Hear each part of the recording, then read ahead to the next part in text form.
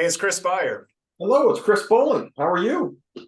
Doing well, CB. So we've sent out a little bit of information to CFO or the financial director of an employer. I wanted to talk through some of the solutions that we're seeing put in place as we go into 2024 when you're dealing with your healthcare plan. So as we work with employers across multiple different industries, we've narrowed it down to really four topical ideas that we wanted to share that could make a financial impact both on the plan itself, but also improve the benefits for the employees and make the employer more efficient. So I think the first one that we talked through, while this is, this helps alleviate some of the HR burden, it is truly an opportunity for an organization to pick up efficiencies in their cost structure. So I would say, as a CFO or financial leader of the organization, if you have not found an opportunity to offload the transactional work of your benefits administration, this would be the year to look at it. I would say our top performing organizations not only have benefits administration done electronically, but then there's a single system of record that we've put in place so that the carriers are receiving eligibility, we're analyzing the claims, we're coming back with recommendations, and the employees have access to communicate with a dedicated customer service team that can review what's going on within their plan, help make some of those day-to-day transactional items pull off the HR plate. Again, to look at true cost and return, it's hard to give you an idea of the exact return on the investment, but it really does alleviate a couple of weeks of work from an HR team and makes it easier for the employees to have interaction with their benefits across the course of the year. Chris, I know you were going to talk on direct contracting, a topic that we've seen many CFOs and financial leaders really step into as we've started thinking for what's coming for 2024. Yeah, really the concept came from when you look at your current national PPO contracts, right? Everybody's pretty much in your network. Well, the price isn't the same. So, you can literally look at two different health systems that might be in your community, and you would believe that your PPO organizations are negotiating that those prices would be the same, and you would be incorrect. So the reason why we came up with direct contracting wasn't to disrupt what our employer clients are purchasing. It's how do we help steer that employee into a better decision? So yes. Direct contracting really allows us to bolt this on to any self-funded health plan. And it allows us to actually have a better conversation with some of those independent doctor groups in your area to try to really negotiate a better price. We get that better price by really twofold. Number one, we do ask the employer to waive the cost share to the employee, so we can steer that employee into the right decision. And then number two, we're really getting insurance out of the way, which is creating, a lot of inefficiency in the provider world. If you've noticed, their non-facing employee staff is outgrowing their patient-facing employee staff, and it's mainly having to deal with Medicare, Medicaid, and of course, health insurance. So doing that really helps reduce the cost about 20 to 30%. Once again, to Chris's point, is that it's a great way to add a benefit and reduce the cost to your employee when they have a claim, without having to increase your budget. Absolutely.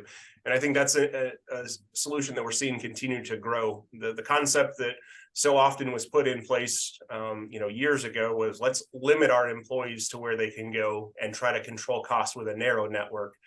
This is using the carrot approach and saying to that employee, if you make the right choice with our help, and we help guide you through, we'll waive your cost share. So we are using the financial incentive for them to make the right healthcare choice, not only to save the plan money, but then they also save as well. And we're seeing great results with that. I'll say the third solution that we've started to investigate for our employer groups, especially self-funded, going into 2024, is an opportunity to find better care solutions for somebody going through a complex condition. So we've identified a few organizations that can help review when somebody's going through a serious cancer battle, or they've got a certain genetic disease that may be costing the plan significant dollars.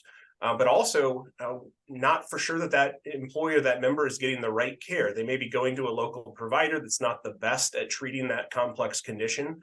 We found some organizations that will help them not only find the right location for care, but then also figure out, are there foundations, are there charitable organizations, are there research projects going on that we can put that employer, that member into, so that they get the top quality care. But the benefit to the employer is that now those claims fall off the plan because it's covered under that other opportunity. Right. And so each organization has to research this. It's not a fit in every situation, but we've really been able to improve the outcome for that patient, provide them with an opportunity for them to have no cost care, and then remove that burden financially from the health plan. And as we continue to see more organizations look to work through this, we'll have more solutions for different conditions coming through.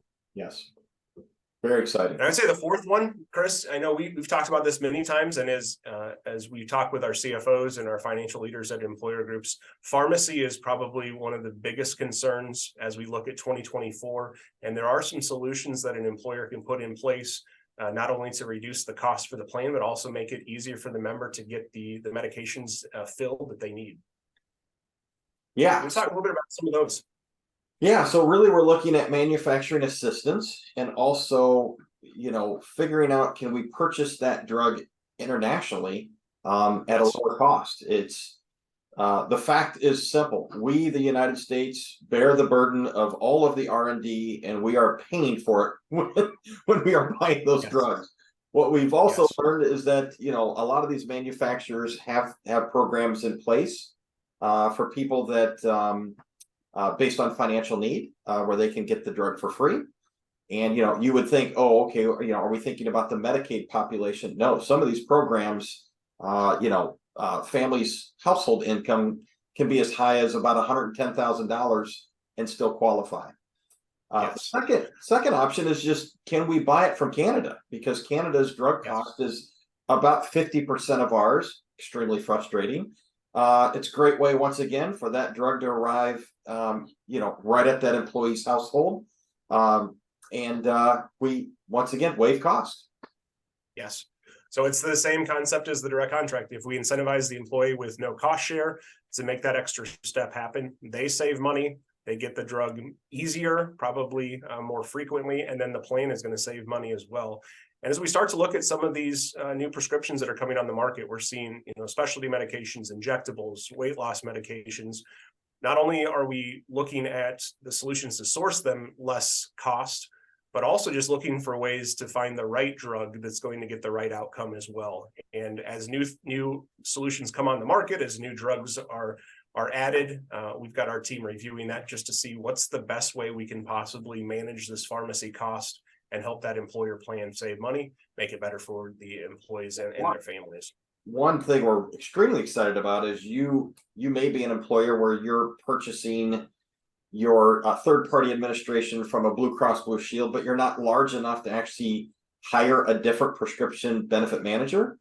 Chris and I are very excited that we now have a source where we can actually still implement some of these things without changing the PBM, because your third-party administrator may not allow you to do so.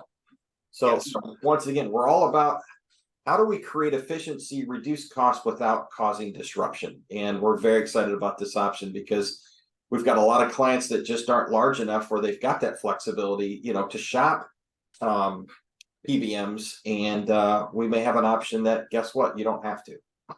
Yeah, so I think all four of those, looking at offloading the transactional work with a good technology solution, looking at direct contracting as a way to incentivize employees to make the right care choices, finding outside organizations that can help put somebody into a clinical trial or allow them to get the care they need paid through a charitable arm, and then certainly attacking the pharmacy questions that come to mind. How do we purchase the drugs less costly, but also make sure they're getting the right drugs in the hands of the patients that need it at the right time?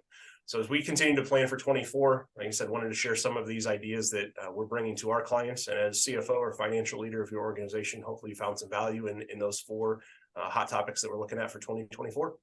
Thank you very much. Thanks for sharing today, Chris. Thanks, Chris. All right, we'll see you. Bye-bye.